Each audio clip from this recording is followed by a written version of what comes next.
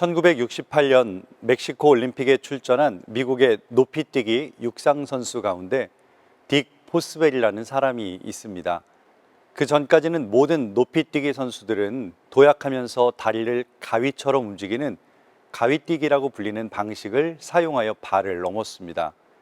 그런데 포스웰은 당시 마치 법칙처럼 여겼던 가위뛰기 방식이 아닌 등으로 발을 넘는 배면뛰기로 2m 24cm를 넘게 뛰므로 이전에는 꿈도 꾸어보지 못한 세계 신기록을 세웁니다. 이 선수의 이름을 따서 배면뛰기 방식을 포스웰 풀업이라고 부르고, 이젠 전 세계의 거의 대부분의 선수들은 뒤로 넘는 방식으로 높이 뛰기를 합니다. 우리가 익숙한 것을 버린다는 것이 얼마나 어렵고 힘든 일인지 모릅니다. 그러나 그것을 뛰어넘으니 다른 선수들이 뛰던 높이가 아닌 2m를 넘어서게 되는 거겠죠. 아기가 태어나면 가장 큰 변화가 있습니다. 그것은 바로 호흡법이 바뀌는 것입니다. 엄마의 태중에서는 양수 속에서 탯줄을 통해 산소를 공급받았다면, 이제 엄마 뱃속에서 나오는 순간 공기 중에서 폐호흡을 시작해야 합니다. 만일 폐로 자가호흡을 하지 못하면 그 아이는 너무나도 위험해집니다. 신앙도 마찬가지입니다.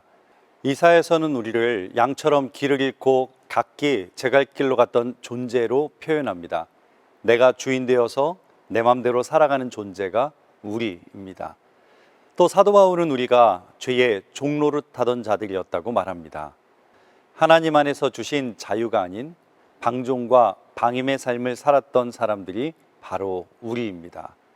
그러나 이제 주님이 나의 주인이 되셨다면 이제는 그분께 순종하며 산 삶이 그리스도의 삶이 아닐까요? 우리의 기도를 보면 구체적인 내용은 다 다르지만 두 종류로 나누어 볼 수 있습니다. 하나는 마치 어린아이처럼 내가 원하는 것을 달라고 붙잡는 기도입니다. 또 하나는 하나님의 뜻에 따르고 순종하기 위하여 붙잡은 것을 놓는 기도입니다. 어느 기도가 더 성숙한 기도일까요? 우리는 어떤 삶을 살아야 할까요? 한비애 씨의 책 가운데 그건 사랑이었네 라는 책이 있습니다.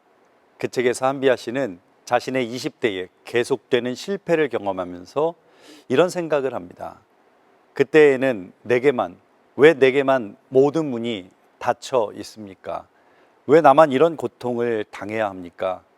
아무리 몸부림치며 노력해도 온 세상이 합심해서 나를 벼랑 끝으로 밀어내고 있다고 생각하면서 힘들어했던 그 시절, 일기장을 새로 시작할 때마다 맨 앞장에 써놓았던 프랑스의 시 한 편이 있습니다.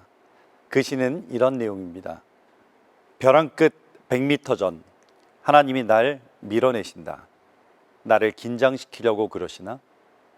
10m 전 계속 밀어내신다. 이제 곧 그만두시겠지. 1m 전 더 나아갈 데가 없는데 설마 더 미시진 않을 거야. 벼랑 끝. 아니야, 하나님이 날 벼랑 아래로 떨어뜨릴 리가 없어.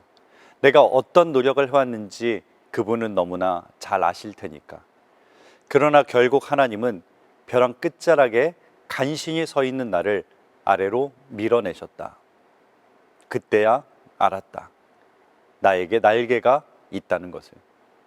저와 여러분의 삶을 주님께 내어드리기를 원합니다. 그러면 주님이 저와 여러분을 살리실 줄로 믿습니다.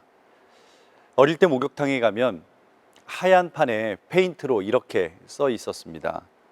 귀중품은 반드시 주인에게 보관하세요. 분실 시에는 책임지지 않습니다.